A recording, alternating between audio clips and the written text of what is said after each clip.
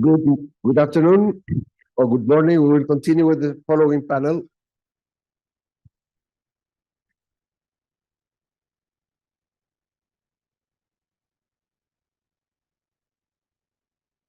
Please be seated to continue. Okay. Welcome to one more panel on this Chile Day, London. And the main purpose of this panel will be to discuss about how new technologies are changing the scope and strength of the financial market infrastructures around the world and how Chile is facing that challenge. Financial integration of the different platforms within Chile and Latin America, the impact of DLT in the reshaping of the global capital markets, the recent improvements that Chile's central depository system has done to position itself with the best and most efficient capacity and security, and the potential changes in Chile's regulatory framework to increase the depth, strength, and liquidity of its financial market. We will look forward to complete the internationalization of our capital market through the changes that we are doing in our financial market infrastructure. Before presenting our panelists, a couple of anachronisms that are very used on this industry. When we speak about CDS, it's not a credit default swap, it's central depository system. And DLT is digital ledger technology, which is the base of blockchain, in which we are developing new technologies. It's because if somebody is not an expert, then when they speak of CDS, many people think on credit default swap. And FMI, it's not the IMF, it's the financial market infrastructure. So, it's because of the technology issues of this panel. So we will start by asking Solange to give us a quick overview on how she sees that the financial market infrastructure strength, capacity, and security can help us to develop a better capital market for the future. So Solange. Okay, thank you very much. Do you hear me? Sorry, excuse me. I forgot to present the panelists. So we have. You're running fast. We have Solange Bernstein. She is the president of the Chilean Commission of Financial Markets. We have together with us Stephen Koch, which is a partner and associate director at BCG London. Germán Gutiérrez, which is a senior advisor at Thomas Murray in London. Thomas Murray is an expert advisor in technology for infrastructure, market infrastructure and cybersecurity. Ricardo Consiglio, which is the head of the Financial Markets Division of the Central Bank, and Andrés Osorio, which is a partner and advisor at Econsult, and which has been advising the Chilean CDS in its future development. So now, Solange. Thank you very much, Guillermo. I was asked not to give a full-fledged presentation, so don't expect a full-fledged presentation. It's just one slide. And this one slide, I thought it was going to be useful because when we talk about financial market infrastructures, FMI, these financial market infrastructures in Chile are very well developed. And we do have an ecosystem that includes several different institutions that have critical functions for our financial sector. So indeed, when you look at the financial sector, you usually interact with banks and insurance companies and the mutual fund, and the direct client relationship is not with the infrastructures that are behind the ecosystem. And these are very, very critical players for everything to work out as well as we need it. In order to have efficiency and security in our transactions. And when we look at the case of Chile, we have a very long history of financial market infrastructures. Indeed, when we look at trade and post-trade infrastructures, and we see that trade is taking place in the Securities Stock Exchange in the case of Chile, we have a very antique exchange market in Chile. It's from 1893. So we have several years this infrastructure that exists in our country at the beginning mainly with mining companies and mortgage kind of securities at the beginning. So we do have a very, very long history there. And electronic trading in the case of Chile has more than 30 years. So technology has been incorporated into financial market infrastructures for a very long time. Centralized clearing since 2010. So again, it's something that started in the case of Chile a long time ago. Central depository in the case of Chile in the post-trade phase, it's also been here for a very long time, since 2015. No, sorry. 30 years also, we have the central depository. In the case of the central bank, our large value payment system with the RTGS since 2004, clearing for derivatives, 2015. So we do have financial market institutions that have been played a role in the case of Chile and have adapted technology for a very long time. In the case of a trade repository, we do have it since 2022. The central bank has installed the trade repository. So when we look at this ecosystem and the different players in the market, what we see is that we have a very well-developed infrastructure that has been here for a long time, and very hand in hand with the role of pension funds, indeed, because pension funds needed a secure way in which to do transactions in order to invest in different types of instruments. And as this investment regime, in which Osvaldo Macias was just telling us how it evolved during time, since 1980 that the system was installed, different types of instruments were able to be part of the portfolio of pension funds. Equities started in the 80s, 1986, 1987, and that was a boost for our stock exchange market, together with the privatization of different public companies, indeed. So we do have some changes that are very significant in terms of the regulation of our infrastructure that came together with the evolution of pension funds and the need of those pension funds to be invested in a secure way in different financial instruments. Other thing that it's important in our market is the role that CCPs plays, the central counterparties, which are also very important in the case of Chile. We do have CCPs also for a long time in terms of derivatives and securities. And we do have some advantage in that case because we started with our CCPs, and the regulation of CCPs started at the same time that the CPMI and other, the Committee for the Payment Infrastructures, also started at the same time with the principles for this type of infrastructures. So again, we do have a very strength in that case. And what are I will leave it there. Other things that are important in our market that are more recent, it's market integration, because when we do have different infrastructures that compete in other markets, this is not the same. In other countries, there's more integration between different players, and I think we're going to talk about that later. But in the case of Chile, for instance, we do have more than one stock exchange.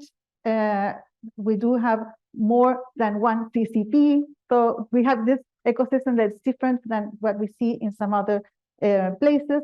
And in the case of stock exchanges, for instance, we recently have an interconnection between the two stock exchanges, which is a big step in the case of Chile. And also we have a step forward into international integration with Peru and Colombia, that it's also working in that same direction. So we'll see how those things evolve in the future, contributing to have a market that is more liquid with higher depth and more players, and to be able to have a market that works for investors and get this system growing. In the case of other innovations that we see in our market, it was mentioned this morning as well, Scalex, also in the pension meeting it was mentioned. as something very important for potential investment of pension funds, but it's also important for other types of investors and of course, for issuers to be able to access capital through this other type of market. In the case of DLT, Bolsa de Santiago has also made some changes in that direction with short sale and securities lending with DLT, which is also incorporating technology into this type of markets. There's DCV Evolución, it's also incorporating technology there, and it's very successful change in platform for our central depository. We also have some experiences with DLT-based and borrow trading in the Bolsa de Productos, or Condor is also incorporating artificial intelligence for operational risk. So we do have a lot of experience of incorporating technology into these infrastructures to make them more robust and play a significant and important role for our market to work. And all of this at the end implies that we have a market in which players can trust, and trust is a very important part of our system as a whole. But as we do have more technology, of course, this comes along with different types of risks, and we have to be very careful in addressing those risks. For instance, we have cybersecurity, operational risks become more complex, and interconnectedness in the market is also something that we have to look in very much detail. I will leave it for now. Great summary. Please leave the slide. Yeah. Don't take the slide off, because it's very helpful to what we will be discussing. And precisely the idea of bringing this panel to Chile Day, it's because this backbone that is on the backstage of the capital markets, it's not usually seen, and it works despite how many transactions are taking place in new issues of corporate bonds or new shares or money flowing from one place to the other. There is this big backbone of infrastructure that needs to be efficient. And there are some uncertainties that comes to the world and to our markets, like the idea of DLT and blockchain. And to Steven, just to ask you and to address the issue on two topics.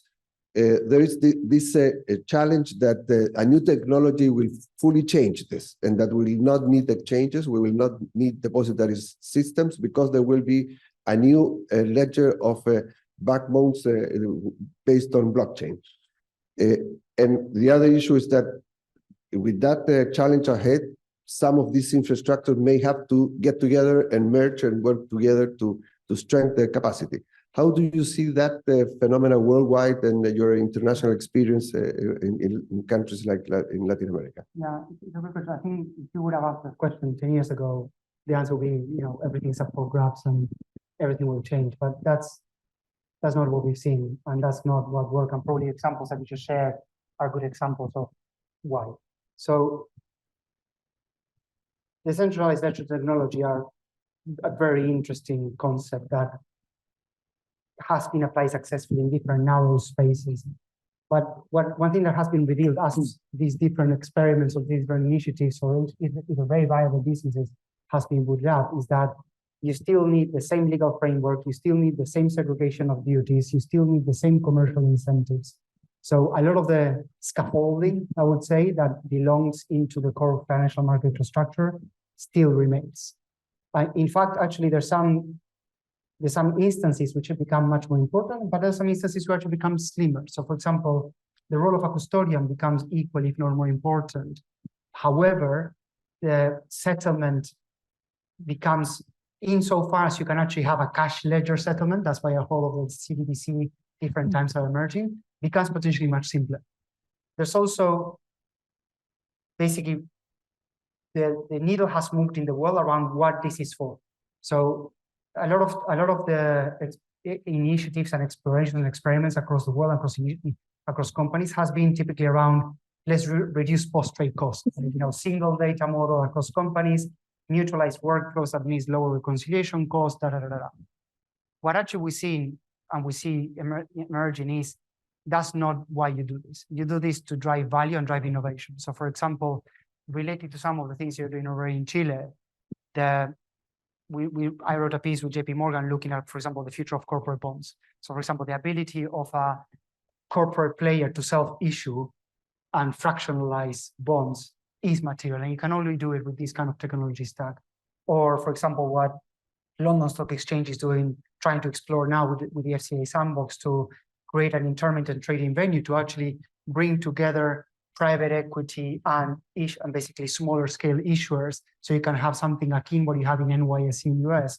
Those are generally differentiated and innovative solutions. So I think that's where I see the path going. I think when it comes to environments like you have in Chile, that you have relatively mature environments across a subset of asset classes, probably there's a couple of things to think about. One is around what you're going to do with the cash ledger, because actually the settlement of transactions, the direction of travel is, if you want to simplify the estate, you want to look into how do you settle within the same technology estate, and that's typically, that drives private companies to explore into something called stable coins, which is fully collateralized kind of mimics, electronic mimics of money, or actually they are in scope of some of the experiments that are being done around CDBC. And I think that is probably where some of the exploration needs to happen as well. And it has also consequences downstream in the corporate and retail market as well.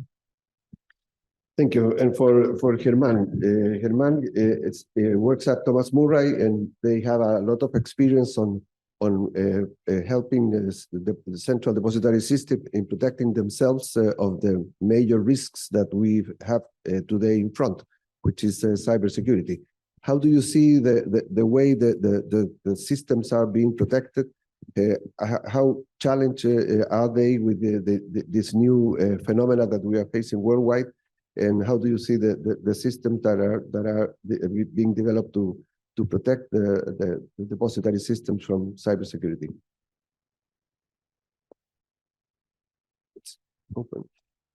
Okay, so now, well, that is an interesting point, because evolution, technological evolution, always come with the hand for the industry has been a big topic in the development in the industry across the world.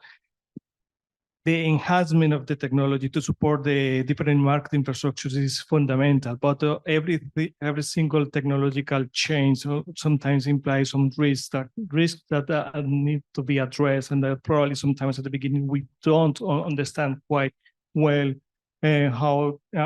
which are the implications of these changes into the market. So from the point of view of the cybersecurity, of course, financial market infrastructures are every time more targeted by international or by different threats for international threats and everything. So it's really important to monitor all the potential vulnerabilities that the market infrastructure can have, because in the end, the core of the financial industry, the core of a market, it relies on the market infrastructures. So if we are not aware of what is going on, what type of vulnerabilities I have in place to protect the data, to protect the information that allows the trading and settlement of the different instruments in the market, that will create a big issue, because that puts the market at risk. In that sense, we have been monitoring really close these developments, and actually within the methodology of Thomas Murray for the different market infrastructure, we have incorporated the way that the market infrastructures actually address these issues. What are the policies? Which are the practices they are incorporating into their processing from the different processes, from the managerial point of view until the operational point of view. But also we have developed tools that help market infrastructures to monitor these vulnerabilities and the surface, attack surface, public networks. I mean, because yes, what we have learned is that the CSDs, for example, are are technically more vulnerable, or are more targeted by the different international criminals or something, rather than the stock exchanges and CCPs. So it's important that the CSDs and in general all the financial market infrastructure actually take hands on this particular aspect and protect the core of the systems, their core systems, any new development, any new product that they are working on, because always there will be a window or a potential risk that can be exploited by the cyber criminals nowadays. Thank you. And for Ricardo, in Chile, there is currently being analyzed a new project of law on financial resilience. From the perspective of the central bank, what may be needed to be improved in terms of liquidity, depth of the market, and what kind of things may come from that project of law if it's approved, and what changes may happen in the Chilean financial system? Thanks, Guillermo. Just let me start mentioning that our financial market infrastructure are very solid and robust. They have been evaluated for different principles, and they obtain the highest level of evaluation. So this is a very good starting point for the market. So we can be completely sure that the infrastructure is working and we can solve problems that we can face. But in this context, the project of the new resilience law will allow to improve us the resilience of the market, will strengthen the financial system, and also will strengthen the payment system. And in this context, we can see three lines of improvement that particularly from the central bank. The first one is access. With the law, not only the traditional banks will have access to our services, meaning liquidity service and also payment services. If the project of law is approved, non-financial institution and also the financial market infrastructure will have the access to the service that would provide more liquidity in case of any crisis. That will also allow us to ensure the normal functioning of the internal and external payments. So it's a very good news in terms of the resiliency of how this infrastructure could support the well functioning of the financial system. The second point that's important to mention in terms of the law is that it will stretch the legal framework applicable to the repo markets. Today, the repo market is something that it's not a deep market in Chile. Actually, the most important provider of the most important trades in the repo are between the central bank and the commercial bank when it's needed. And the reason probably of why we do not have a deep market is, or without any secondary market, is particular to the difference in the regulation. And the bill will provide some clarity regarding the compensation mechanism in the event of default of one of the parties, and also will provide to the central bank the authority to recognize the master agreement in order to regulate the different transactions among the privates. It's also, the bill will provide the central bank the possibility to give repo to other financial institutions, the non-traditional, particular pension fund, insurance company during the crisis, like what happened, for example, in the global financial crisis, or what happened recently after the pandemic. So these are very improved in order to manage liquidity for the market. And also, we have to think that the repo market could be a very important role, providing an additional source of liquidity, particularly short-term financing between the different financial intermediations. So that's a market that also would allow us to improve the resilience into the financial market, that will mitigate the risk, that will also diversify financial sources, and will also contribute for a deep and a liquid fixed income instrument market. And the third point that I think that is very important is the internationalization of the Chilean peso. The central bank has been during the last couple of years trying to impulse that, and this law closed the gap between the tax reporting that probably was one obstacle to reduce the possibility to have operation from the foreign in Chilean peso. They will have some procedure for obtaining the tax ID in a simplified manner that would allow to the foreign institution to have the different transaction in the Chilean peso. And the main benefit on that side is that it will remove obstacles for non-residents to act as a player in the local market that will be likely stimulate a greater competitiveness and also efficiency in the local financial market, especially contributing to the improvement in the establishment of the right prices and increase the number of participants to the market. I think that that's are the main objectives that could allow to improve the resilience and the liquidity in Chile.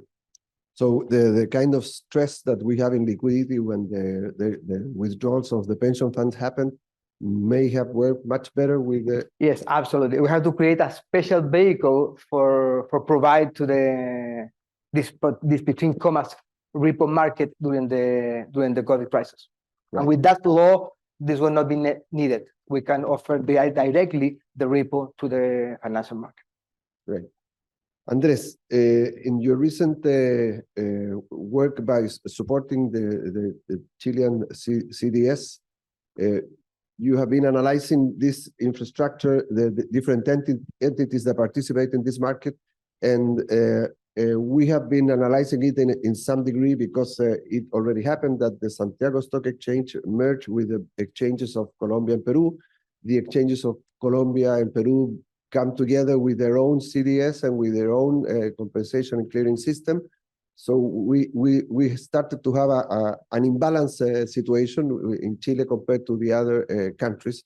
The stock exchanges and the CDS of the majority of Latin American countries are getting together, and in Chile we remain with an isolated entities and with these all other many participants. What's your finding? How do you see the future? What we may expect of this? Thanks, Guillermo. Do you hear me well in the back? Great, thanks. First of all, thanks to everybody for being here. I know that this is really complex. And if I ask everybody, do you know the names of these companies before coming here? I don't know how many of you do know it. I think that from here, I hope that 6 of us do know it. But if I ask everybody to know what are the functioning of each one of them, is really complex. But the thing is that Chile now faces a good opportunity about how will be the relationship between those entities. And that's why the DCB asked a consult about the future. How could they be related to each other or integrated? Sadly, we don't have the DeLorean of Dr. Brown to see the future. We don't have the power of Dr. Strange to foresee this future. But we do know the experience from our countries. So we started there. And we saw that there are some vertical silos when you have the stock exchange, the clearing and settlement system, and the depository system in the same entity. Actually, in Canada, you also have the energy and the gas futures in the same entity. So it's a really big vertical entity. You have other cases where you have a horizontal integration. For example, in the case of Euroclear, you have 7 CDS of 7 different countries in one company. Or you have combination of those scenarios. So we reviewed the international experience and we couldn't have one answer. So we have to think out of the box. In all the possibilities and scenarios that we have for the Chilean FMI system. Don't worry, I'm not going to talk about all the scenarios that could take a month, but I think that could summarize into 3 different paths. The first path, that is the most obvious one, I think, is that, as Guillermo said, and as also Solange said earlier, the Chilean Stock Exchange, the Colombian and the Peruvian will merge. So why not take all the entities into this new merged entity that is called the regional holding? That could, of course, bring some synergies from a scale, from economic scope, more liquidity, but that could raise some antitrust issues. Here in the back is one of the most renowned antitrust lawyers in Chile. You can ask him later, but if you eliminate all the competition, maybe the FNE will have something to say about it. And also, that will put those entities a little distance from the regulators that we have here. For example, in the case of Colombia, the papers from the central bank are under the custody of the central bank. In Chile, are under the custody of a Chilean company. But if they all merge in a Chilean, Peruvian, and Colombian company, those papers will be in a free country. So they have its risk and its benefits. That's one path, the integration path. The other path, you can say, okay, let's take a more passive role. Let's not integrate. As Solange says early, there's a quick disintegration between the institutions here in Chile. The property is not the same in all of them. So let's keep it that way. Let's compete. Let's use the opportunity of having a merged market in Chile, Peru, and Colombia, since the CMF will recognize the Chilean and Peruvian companies. They can bring service to them.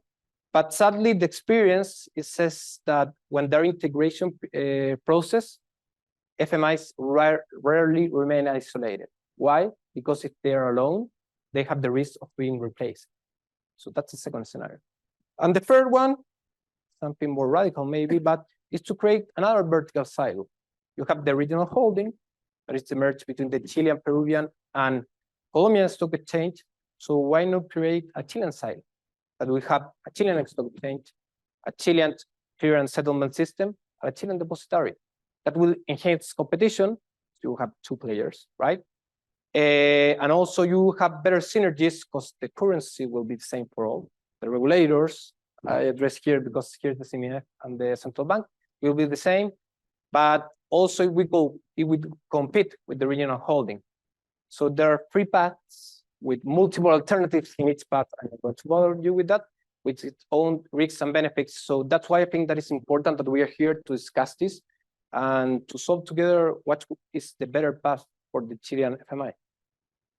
When we see the scenario of different combinations, obviously there's one scenario to stay as we are and having different entities and not do anything.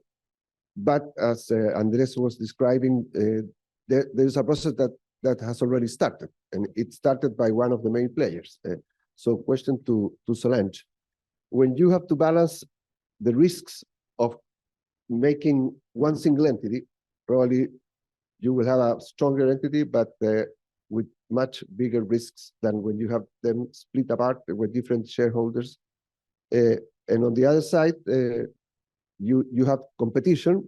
When you consolidate everything in one entity, probably will have to regulate much more tariffs and issues that today can be set by market practices. So how do you see the future? Staying as we are, just looking and see what private actors decide to propose, or something that may be pushed by the regulator on how to order this structure? And if you Difficult don't want question. to answer, you can say. We need the crystal ball to know how things are going to evolve. And I think it's difficult to know. And indeed, as Andres was just mentioning, we do have different experiences in different jurisdictions, and it's not the same. So there's no evidence that the industry is settling on one particular structure or type of model in order to address the IMF challenges. So in terms of the international experience, indeed, we do have some different pathways somehow, no? In terms of domestic horizontal integration, there's experiences like Germany or Switzerland, and international integration, as you just mentioned, we have Euronext or Euroclear. In vertical and international integration, Switzerland, the UK, Germany. So we do have different countries with different experiences. And at the same time, there's sometimes they have mergers and then they go back. And so also all sort of things have happened in this structures and ways of addressing the IMF task. What are the factors that recently have some way driven the changes that we observe? One is globalization, the demand for multi-currency, cross-border transactions. So the need of clearing and setting those transactions. So I think that is one of the biggest driver force. And indeed, we do have this experience now in Chile with the integration with Peru and Colombia. And that's one thing that's driving the changes that we observe. Other driver, which has been very important for this industry in particular, is the global financial crisis. With the global financial crisis, there was a big lesson that was learned in terms of the importance of having centralized clearing, indeed. So that was also a game changer in terms of the importance of this type of infrastructures in order to have settlement in a safe way. Other thing that has been changing, it's technology, of course. Again, we do have technology as a driving force. And in that end, it's difficult to know because we have DLT now, but how is this going to move forward? Or how is our creativity going to play in this industry in particular? That is going to be also, it has been a driving force, and it's going to be a driving force in the future indeed. Also, harmonization of regulation, and it was mentioned also here. There are principles that we need to be aligned with, and somehow having this initiatives in order to have an international harmonized regulatory ecosystem. It's also something very important and has been also a driving force. So, of course, there are benefits and risks of different type of arrangement. In terms of benefits, we can see, of course, lower operational costs that can happen because of network effects, because of economies of scale, economies of scope. So that is something that we would think that it's a benefit of having vertical or horizontal integration in this market. Monitoring and control of participants' risks. Maybe we have better information about our participants if we are all the way in the chain. So counterparty risk may be better managed if we do have an integrated system. Again, rules and procedures. Harmonization of those rules and procedures might lower operational risks. Something also might be a benefit. Promote innovation. Also, if we have everything inside, we can see, well, what there's a space in order to have innovation to get better services. Avoid strategic complementarity. It's also something that might happen or might be a benefit. When you have competing different infrastructures, of course, there is a benefit because we have competition, and that might imply lower costs on the one end, but on the other end, each of the different infrastructures might be looking into getting a larger market share. And in order to get a larger market share, I might be getting into more risk or offering different services to my participants to be more attractive. And maybe those services that I'm offering to my participants imply higher risk or imply a less robust system for the system as a whole. So again, when the decision is made by each of the institutions, they just see the impact on that institution, but not necessarily the impact over the whole system. So those are benefits. Now, as we can say again, as there is no evidence of an industry moving forward to a specific type of arrangement, it's also the case that there is no evidence of a preferred industrial. If you look at the principles don't say, oh, you have to have this and this integrated or this and this separated. So there's no guide in terms of which is the best structure for this specific market. And there are some risks that might be amplified depending on the type of structure that we see. And in terms of having an integrated system, there's going to be more monopoly power, and I was just mentioning maybe the financial, the Fiscal Nacional Económico might be concerned about what's going on in this industry. And indeed, it was one of the agencies that pushing forward for interconnectedness in terms of the two stock exchanges. So they do have a role in this market in terms of having competition. But at the same time, when you have everything in one specific institution, then you might have also more risk somehow. And what some of those potential risks could be market power. So if you have more market power, again, you can have higher cost, what's called double marginalization. So you have different monopolies, different stages, and you have to have there maybe vertical integration might have that impact. You might have predatory pricing. You might have foreclosure or no incentives to innovate. The other way around. So instead of having incentives to innovate because I'm integrated, maybe it's the other way around. Because now that I'm integrated, I have the power. I can just leave the competition outside. So I'm comfortable. Why should I innovate? So maybe it's the other way around, and you don't have innovation. So it can go in either direction. Cost might increase or cost might decrease. Innovation can increase or innovation can decrease. So it depends a lot on how these actors could decide. They're too big to fail when you have just one big company offering everything again. So in one hand, I was saying, well, when you have competition, I have interconnectedness. So one is deciding and the other is deciding, maybe they don't see the whole. But in the case of having one doing everything, well, that one is going to be really critical, because if it fails, we're in big trouble. So again, you have the good and the bad in each of these types of arrangements. Common facilities, system and staff, operational risk might increase. So I was saying before, well, we have procedures that are going to be very robust, harmonized and everything, but at the same time, well, I have the same procedure. So that same procedure, if it fails, we're in trouble. And the same people. So again, pros and cons all over the place. So at the end, what's going to happen? Very difficult. What do we prefer as regulator? What we prefer is whatever it's going to be the outcome in terms of the structure of the market. What we do need, of course, and I think there's no doubt about it, is strong governance.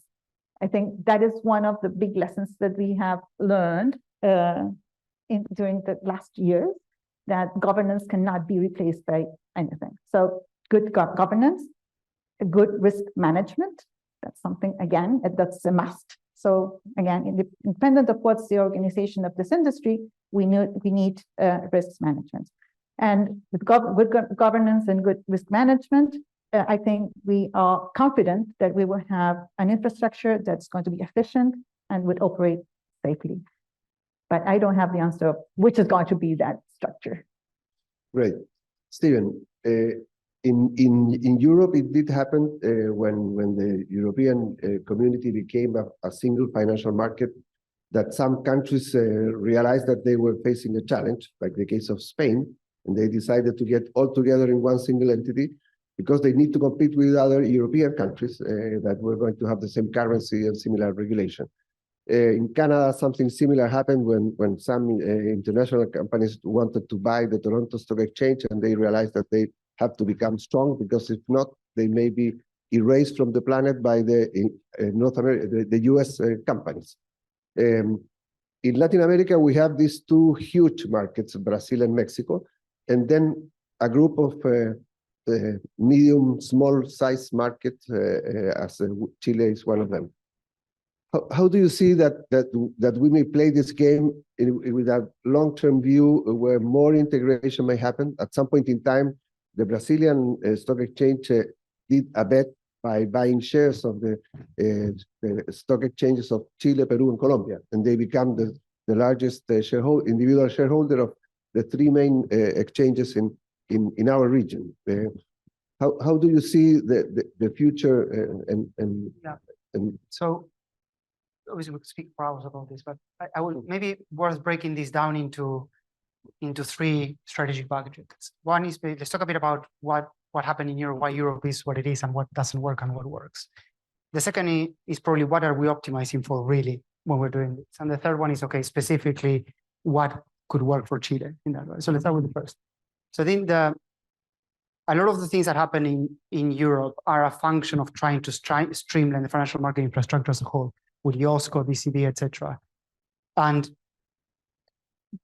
you could argue that there's two worlds in financial market infrastructure that really matter for this conversation. One is the extent to which there's value and synergies driven by the merger of stock exchanges. So we have 31 countries, 30 if you leave Europe, UK out. Basically, 20 years ago, we had 31 exchanges. Today, we have 31 exchanges with 16 economic groups. But the synergies that Euronext or NASDAQ has been able to achieve are marginal at best. Now, if you look at the custody space, because of the financial crisis, there was a significant need to streamline the settlement processes. And that's why there was fortunes investing in ICSDs and target to securities that actually enabled the likes of Euroclear and Clearstream to really settle themselves as a core custody player.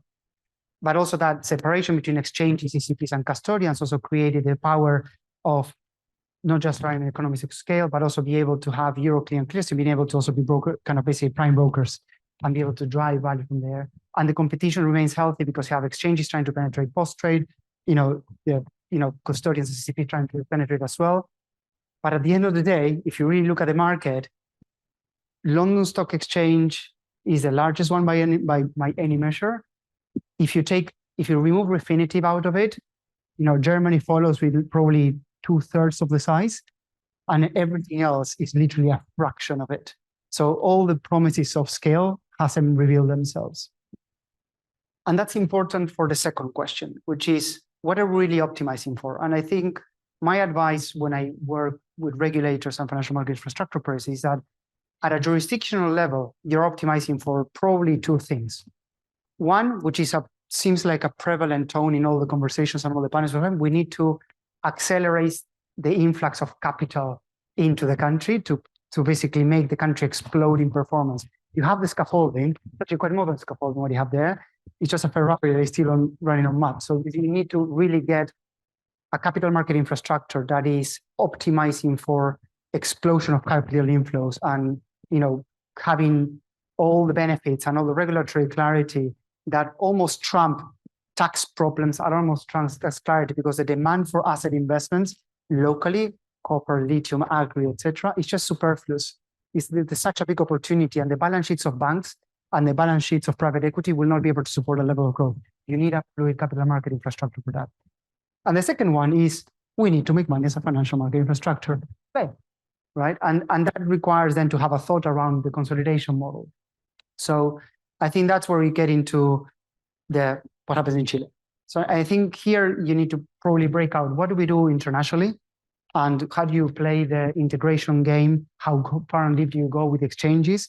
And how much do you want to play? Well, actually, the critical mass is in Chile, and to really fight Mexico, Brazil, you maybe want to create an investment hub in Chile with like satellite investments, which allows you both for explosion of capital in Chile, but also there's comparative assets that you could invest from in Chile for Argentina. This is my bias because I was brought up there, by the way. But you want to compete with the US in not having to kind of set up capital with SPVs in US. You want to set them here. And you have lithium, you have copper, you have Vaca Muerta, you have all these other things that you have, which are just next door, and you could create an investment hub here. And then if you play from that card, then you get into the CCP and custodian space, which is, well, if I can accelerate the volume and I can accelerate the liquidity that comes into these execution venues, well, I can explore my prime brokerage capabilities. And therefore I can really start making, multiples of money as a custodian, as CCP. So I think that is the level that I would think about that, and to bring the learnings from Europe, because Europe has been plagued with that second question, which is, okay, what are we optimizing for? And they all are still trying to optimize for like kind of control. I think here you have a unique opportunity to optimize for value. Germán, with the emergence of DLT into the custodian industry, do you see any chance that the depository systems may have a radical change with the usage of blockchain? That's a first question. And coming back to the integration process, do you have or have known experiences of depository systems that gets into other expansion industries? Like I heard that in India, for example, the CDS of India takes care of the register for ownership of cars. You can get into the ownership of real estate and using the same infrastructure to change hands from one home, from one owner to the other in an electronic system in a couple of seconds, and not in many months as it happens in Chile. What in those two topics, DLT and other areas where CSDs may get involved? Well, on DLT, I think the main issue here is always going to be the custody part, because whatever new products or services are developed for using DLT in terms of, for instance, tokenized security or something, always will require someone that has to custody these things. So we have seen big players already moving into these, players that are already are big players in the normal industry. So let's call it normal for the sake of some. But they have been developing the service, the infrastructure to ensure that if the market and the trend moves towards that industry in particular, they are ready to respond to the needs of their clients on this aspect. So from the point of view of the CSD, yes, CSDs have an opportunity here, but I've seen in other markets that some regulators would prefer to keep them separated in having parallel markets running in these two industries, one based on DLT, the other one with the normal one, but actually enhancing the practices in the traditional market. So the DLT for the normal CSD, to call it in a way, can offer a lot of opportunities to improve processes, to enhance procedures, offer new services and everything. But what we have seen so far is everything is possible within within a limited scope of services and in a controlled environment. But in a larger scale, there's still a lot of information that needs to be considered in terms of what we already discussed this in terms of the benefits and on economical benefits and the in terms of optimizing processing and all this stuff. So proofs of concept are still ongoing, and we have a lot of examples of things that have been introduced partially by big CSD. So that's something that can be adopted by the Chilean CSD as such. But that will depend a lot on what is the future of or what is the place where the CSD wants to be or the market wants to be in the near days following the integration. Now, the second question was regarding the scope of activities that CSD may cover. Yeah, since a long time ago, CSDs have been trying to diversify the different sources of income that they can have, because of course the traditional way of doing business for a market as a depository is the custody, the settlement, and everything. So there are a lot of new opportunities using technology, of course, new technologies as well. The example you mentioned about India is a good one, but there are some other initiatives for different industries and services as well. We got examples of similar cases with Korea, where they have developed the tax services on tax purposes. The same for in Estonia as well. The use of platforms for crowdfunding as well is something that can be potentiated in that aspect. Actually, Colombia has a good experience in trying to understand how they can take advantage of this new market, new situation to help the market or the players in the market to grow.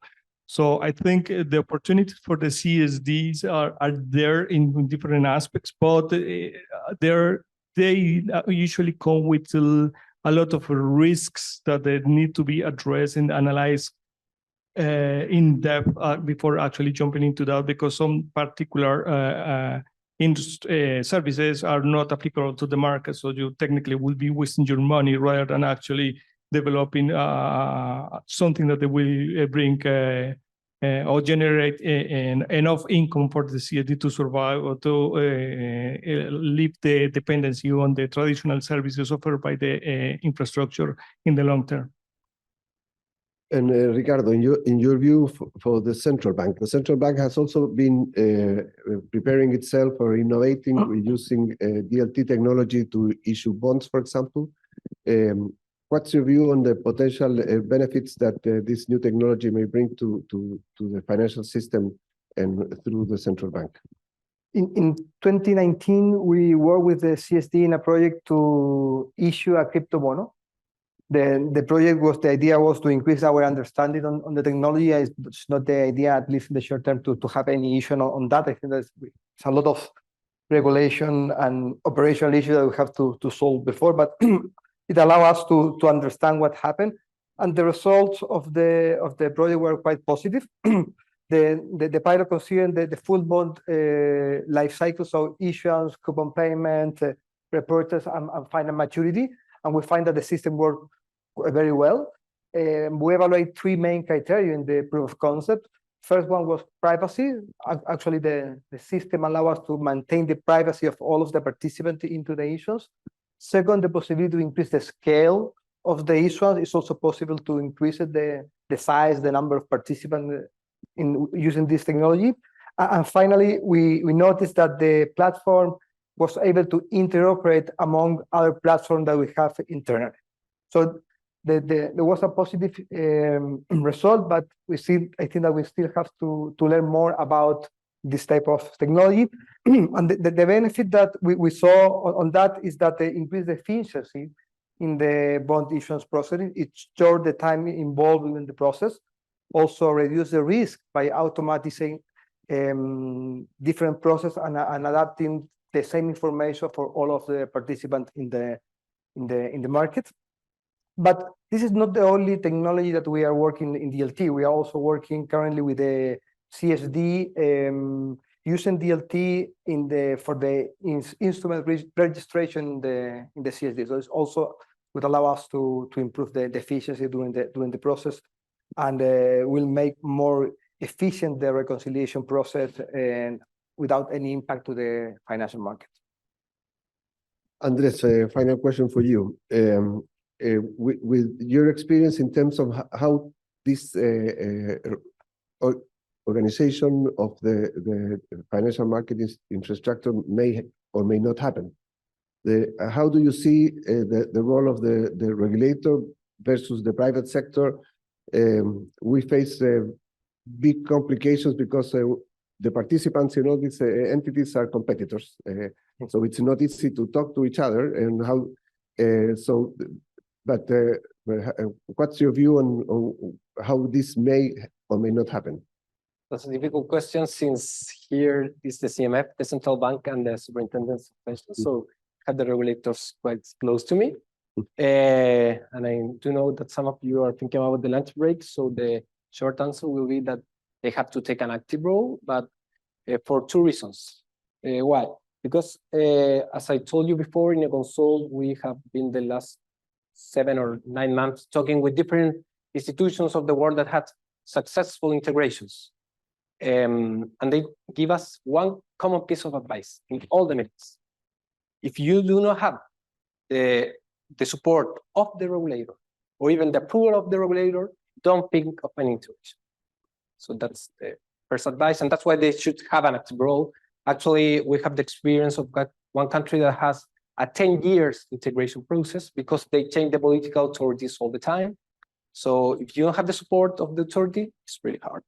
But nevertheless, also in the Chilean legislation, in the CMF law, as you do know, in 2017, they made the CMF, that is a new entity, right, that has new powers.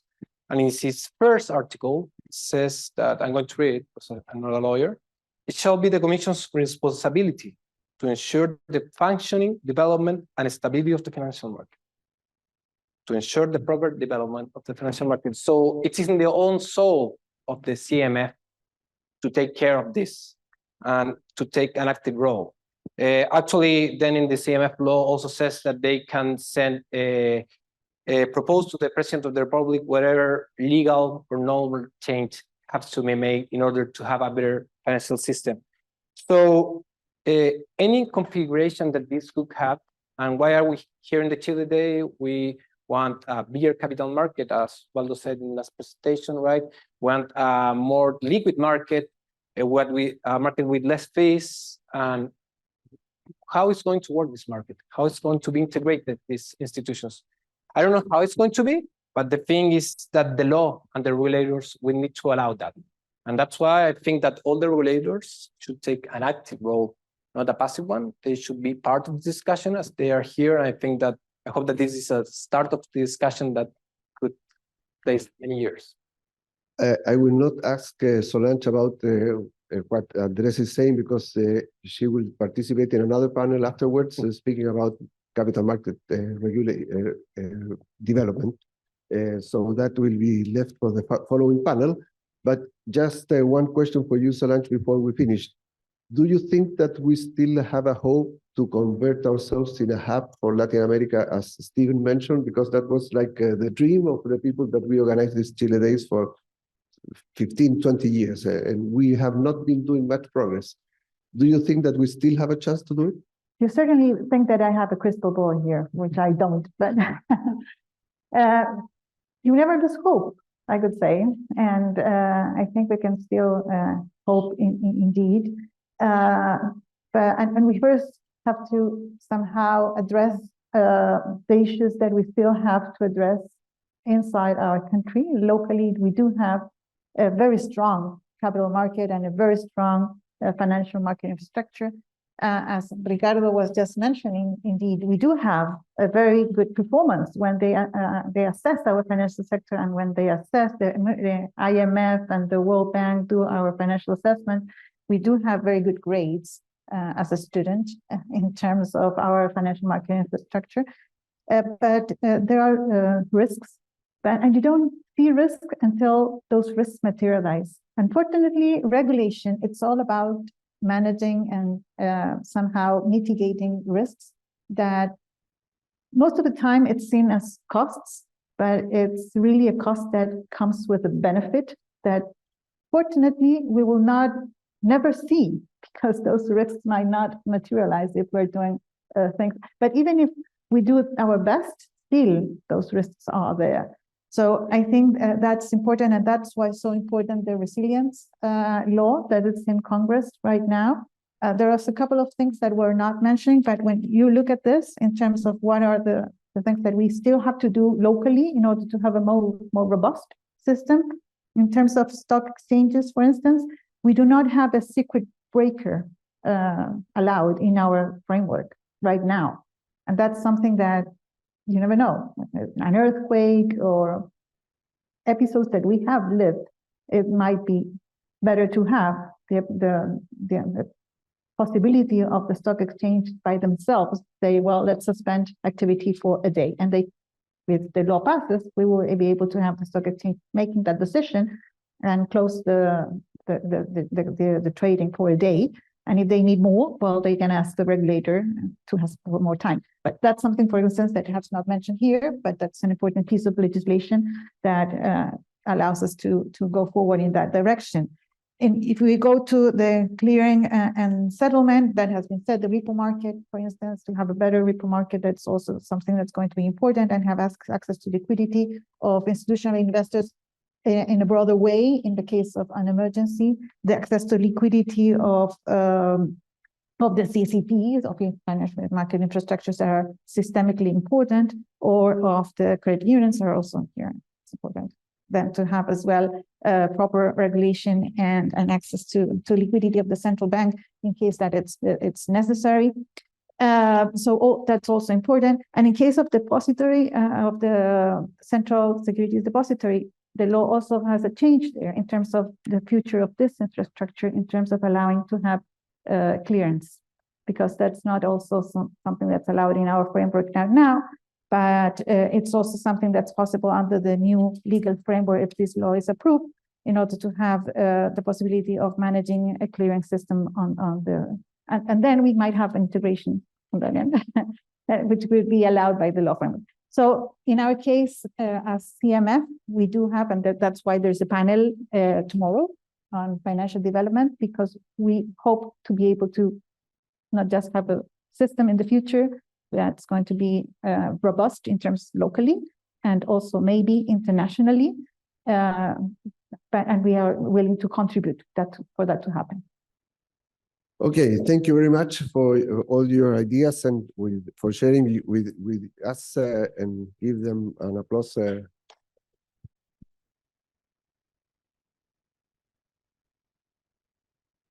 And now we have a lunch here, a network lunch that will take place from 10 minutes ago to 2 p.m.